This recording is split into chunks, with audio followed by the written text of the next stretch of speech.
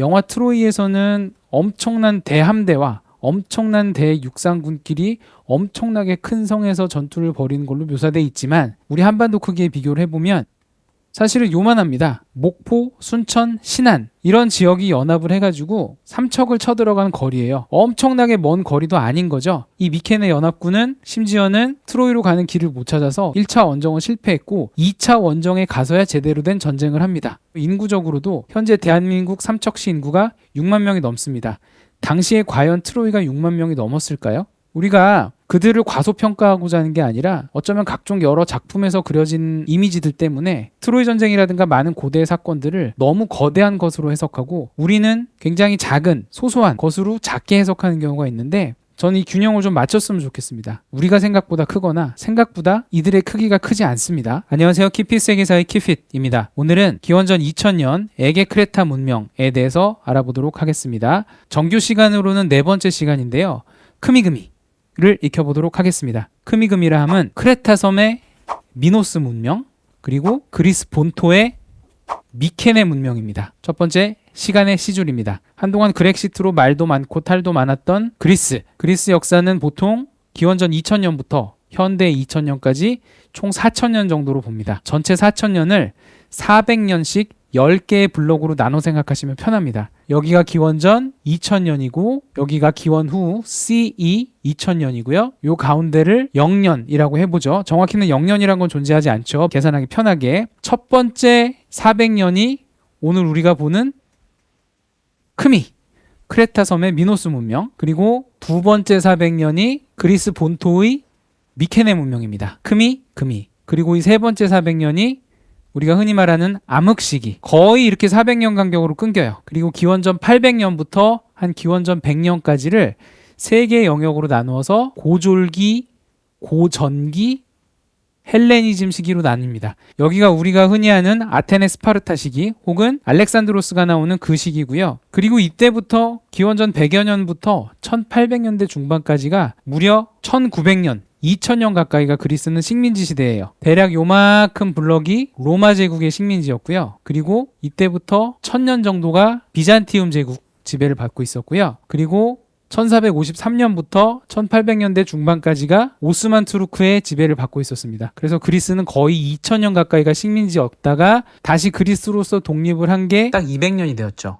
보통 신성 로마 제국이라든가 중앙아시아라든가 뭔가 여러 세력의 중간에 있는 국가들은 역사 연표가 굉장히 복잡합니다. 그런데 그나마 그리스는 발칸반도의 최남단이기 때문에 마치 우리나라가 삼국시대 고려 조선으로 이어지듯이 그리스 역사는 생각보다 단선적이에요. 물론 이것도 지역별로 나가면 좀 복잡해지겠지만 큰 틀에선 이렇고 오늘 하려는 거는 크미 400년입니다. 우리가 문명이라고 말하려면 가장 방점을 찍는 게 문자라고 했죠. 여기서 선형 문자 A가 나오고요. 여기서 선형 문자 B가 나옵니다. 그래서 크레타 섬의 미노스 문명 그리고 본토의 미케네 문명이라고 하고 이것들을 통틀어서 에게 문명이라고 합니다. 자, 그러한 크미그미 블록을 우리 전체의 기원전 매핑에서 한번 보도록 하겠습니다. 이런 느낌이죠. 자, 이제 지난번에 발칸반도 이야기를 했었는데 여기서 한 걸음 더 들어가 보도록 하겠습니다. 우선 간단한 좌표를 하나 만들어 볼게요. 가로축, X축, 세로축, Y축 있다고 치죠. 이 사분면을 볼 적에 여기가 발칸반도고요. 여기가 아나톨리아 반도예요. 나머지 둘은 바다입니다. 여기가 흑해이고 여기가 에게해입니다. 자, 흑해와 에게해가 아주 좁은 해협으로 이어져 있어요. 이 유명한 해협이 보스포러스 해협이죠.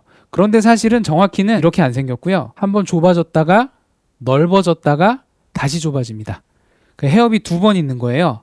요 해협을 보스포러스 해협, 요 해협을 다르다넬스 해협, 그리고 요 사이에 살짝 넓은 바다를 마르마라 해라고 합니다. 우리 이스탄불이 있는 보스포러스 해협이 굉장히 유명하지만 오늘 말씀 나눌 주제로서는 이 다르다넬스 해협이 더 중요합니다. 여기가 보스포러스 해협, 여기가 마르마라 해. 생각보다 가로로 길죠.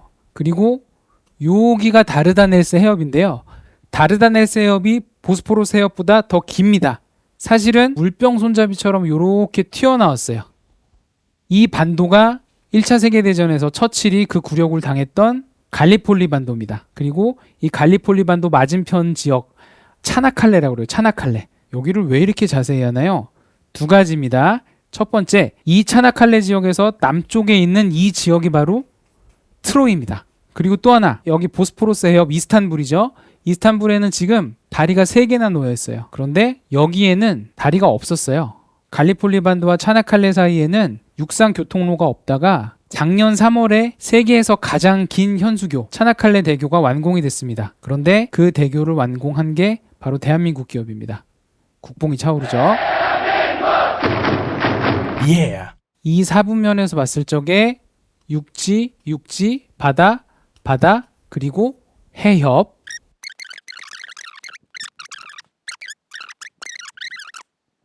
우리 지난번에 현대 중국 지도의 착시를 봤잖아요. 마찬가지로 현대 그리스 지도도 약간 착시를 불러일으킬 수 있는 것이, 현대 그리스 지도는 이 세숫대야의 아래쪽이라고 했잖아요. 이 아래쪽이 전부 다 그리스이고 이 섬도 그리스인데, 기원 전에 크미그미 시대나 고전기 시대의 그리스 시대는 정확히는 발칸반도의 세숫대야 문명이 아니라 이 에게해 주위의 문명이라고 보는 편이 더 정확합니다. 아나톨리아 반도의 서쪽까지가 이 에게 문명의 생활권이에요. 그래서 발칸 문명이 아니라 에게해 중심의 에게 문명이라고 한 거죠. 그리고 한 가지만 더, 아까 여기를 이오니아해라고 했는데 이 지역도 이오니아 지역입니다. 한글 발음이 똑같은데 사실은 그리스 스페링이 달라요. 이오니아 해는 발칸 반도의 서해이면서 이탈리아 반도의 남해, 그리고 이오니아 지역은 아나톨리아 반도 서쪽에 그리스인들이 많이 살던 지역이에요. 그리고 이오니아 지역을 이렇게 넓게 표시하는 경우가 있는데, 좀 더 정확히는 여기도 3군데로 나뉘어서 이오니아 지역은 이 중부 지역입니다. 왜 이 얘기를 하냐면, 요렇게 경계로 요쪽이 미케네 세력이고 요쪽이 트로이 세력이거든요. 자, 이제 오늘의 본론 크미그미, 크레타 섬의 미노스와 그 이후에 이어지는 미케네 문명이죠. 저희는 이들을 자세히 묘사하기보다는 딱 봤을 때 느낌으로, 아, 이건 미노스의 느낌이야, 이건 미케네의 느낌이야, 이렇게 감을 잡는 데 조금 더 집중하고자 합니다. 자, 우선 문명의 흐름을 보시죠. 기원전 2000년 이전에 이미 이집트와 이 메소포타미아 문명은 굉장히 문명을 꽃피우고 있었고, 이 지역, 쿠르간 지역, 폰토스 카스피 평원, 이 지역에서도 이미 청동기라든가 여러 기마 문화가 꽃을 피우고 있었고, 우리가 많이 다루진 않았으나 이 아나톨리아 반도 지역에서도 굉장히 문명이 발달하고 있었죠. 그리고 키클라데스 지역, 크레타, 그리스 본토 여러 지역에서도 이미 농경 문화는 시작이 되고 있었습니다. 그러던 중 기원전 2000여 년 전후로 이 크레타 섬의 문명이 치고 올라왔죠. 그 이유는 아무래도 지리적으로 유럽 대륙의 다른 지역에 비해서 이 선진 문물들을 흡수하기가 유리했겠죠. 또한 무역이라는 측면에서도 이 발칸반도 에게해 지역에 나는 올리브라든가 포도 같은 거를 내다 팔고 각종 곡물을 들여오고 흑요석이라든가 여러 가지 재료들을 중개하는 과정도 크레타가 유리했겠죠. 그렇기 때문에 먼저 크레타 섬이 치고 올라왔던 것이고요. 그러다가 기원전 1600년 전후 산토리니 섬 지역에 굉장히 큰 화산 폭발도 있었고 미케네인들이 힘이 세졌고 하는 측면에서 두 번째 블럭에서는 이 그리스 본토의 미케네 문명이 이 에게해 주변 지역들을 장악을 했던 것이죠. 그래서 크레타 섬의 미노스 문명, 그 다음에 그리스 본토의 미케네 문명이라고 하는 것이고, 그래서 문화의 흐름은 아무래도 요 방향입니다. 그렇다면 혈통의 흐름, 유전적 흐름은 어땠을까요? 예전에는 미케네인들은 주로 이쪽에서 온 사람들이고 크레타, 미노스인들은 이쪽에서 온 사람들 것이다. 그래서 둘이 유전적으로 좀 다를 것이지 않을까라고 생각을 했었는데, 최근에 나온 논문에서는 유전적으로는 대부분이 아나톨리아 반도 쪽에서 이 양쪽으로 같이 갔을 것이라고 보고 있습니다. 다만 이 미케네 문명 지역은 일부 북쪽에서부터 내려온 유전자가 조금 섞여 있을 것이다 라고 보는 견해가 있어요. 하지만 70-80% 이상은 유전적으로는 비슷하다고 보죠. 여기서부터는 마치 라이벌전처럼 이미지만 딱딱 보고 지나가겠습니다. 주로 왼쪽이 미노스, 오른쪽이 미케네입니다. 자, 메소포타미아의 쐐기 문자가 있고 이집트의 상형 문자가 있듯이 이들은 리니어라고 하죠. 선형 문자라는 게 있습니다. 미노스 문명에서 쓰던 것을 선형 문자 A, 그리고 미케네 문명에서 쓰던 것을 선형 문자 B라고 하는데, 둘이 약간 미묘하게 계통이 다르다고 그래요. 선형 문자 B가 좀 더 그리스 문자에 가깝고, 그 다음에 미노스 문명에는 소를 주제로 한 작품이 많습니다. 자, 이런 것도 있고, 이런 것도 있고, 이런 것도 있고요.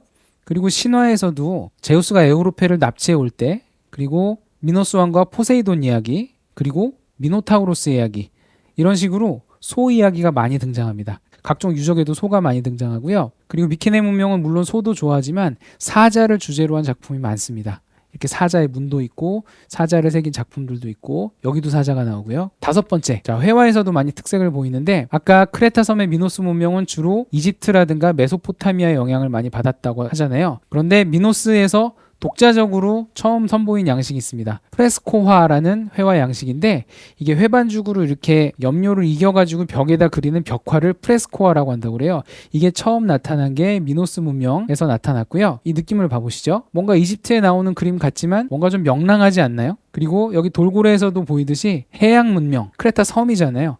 해양 문명을 많이 보여주고 이 작품도 굉장히 유명합니다. 백합 왕자라고 그래가지고 이 그림을 보면 크레타 섬의 미노스라는 단어와 함께 기원전 2000년부터 1600년까지의 블록을 떠올리면 좋겠고요. 이 그림도 파리지엔느라고 그래서 뭔가 해양의 명랑한 느낌이 있어요. 또 여기에 보면 투우를 하는 듯한 느낌도 있고 권투를 하는 소년들도 있고 여기서도 해산물들을 들고 오는 소년이 있죠. 그 다음에 미케네 느낌. 미케네는 프레스코아랄 거는 별로 많이 남아있지는 않고 주로 이제 도기의 겉에 그리는 것들인데 느낌이 어떤가요? 뭔가 좀 군인 미노스의 푸른 명랑한 해양스러운 느낌이 아니라 뭔가 좀 더 전투적이죠. 제가 가져온 풀이 이래서인지 모르겠지만 좀 더 누리끼리한 느낌이 많죠. 그래서 미케네는 미노스보다 좀 더 내륙적, 전투적, 상무적 이런 느낌을 떠올리시면 되겠고요. 그 다음에 조각. 조각 같은 경우는 미노스 문명에서 가장 유명한 게 이 뱀의 여신입니다. 이쪽 지역에서 나온 청동기의 가장 유명한 유물인데 이 뱀의 여신, 뱀의 신 어디서 많이 보지 않았나요?